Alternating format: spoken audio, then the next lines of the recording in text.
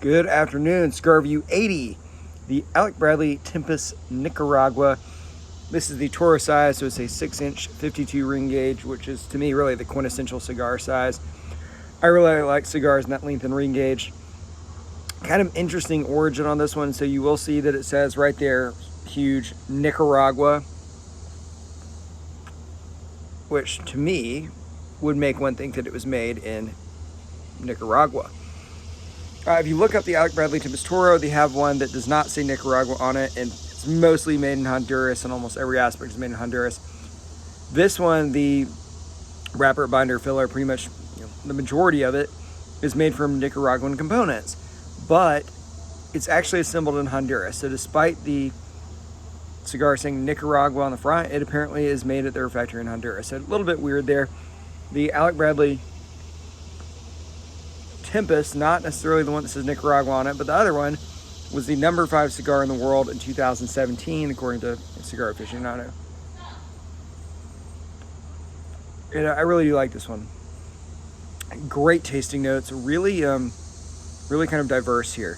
A lot of times you get cigars that only have chocolate or only have spice or only have whatever. This has a lot going on. Chocolate is the big one that I get. I think I've this week just been favoring cigars that are going to have that taste. I get a little bit of coriander, which is kind of unique. A little almond, kind of amaretto type liqueur flavor. And then some fruit. And fruity meaning more like, I don't know how to describe it, like tacky type fruit, almost like if you've had Turkish Delight or something similar, some sort of Iranian fruit candy, something like that, right? It doesn't taste like you're biting into a plum, but excellent. I mean, one of the best tasting cigars I've had in a while. Really good. And it's always when I evaluate these cigars, how's it taste, how's it burn, how's it draw? And then partly how's it look? Well, it draws effortlessly. I mean, it's flawless. Burning pretty evenly.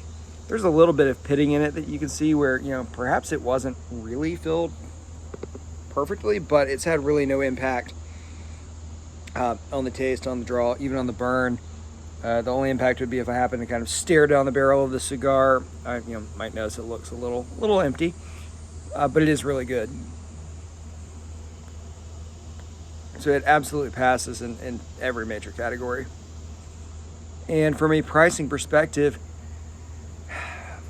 $7 I think I paid, which is pretty good. So I think I've been kind of lucky this week. I've done a good number of reviews, and all of them have been absolutely excellent. And this is no exception. So I would go with definitely a strong buy on this one. I mean, I bought it in a Alec Bradley pack called, I think, Taste of the World.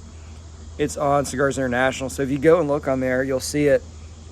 I would strongly recommend it. It's got a lot of good Alec Bradley cigars. And it used to be that when people would ask me, what are your favorite cigars? This would actually be the brand that I would typically say. I'd say, I like Gurkhas and Alec Bradleys. Gurkha has kind of fallen out of favor with a lot of people because I think, to me, they've had some quality control issues. But Alec Bradley is still absolutely killing it. It's rare that I have an Alec Bradley cigar that's not really good. And again, this is no exception. So I would strongly recommend the cigar. It's kind of that, top tier of cigar where if I had them, I probably wouldn't hand them out to people because I just want to smoke them myself. Anyway, so that's cigar review number 80. As always, thank you for watching. And if you have any comments, if you've had it, if you're going to have it, if you have questions about it, please feel free and let me know.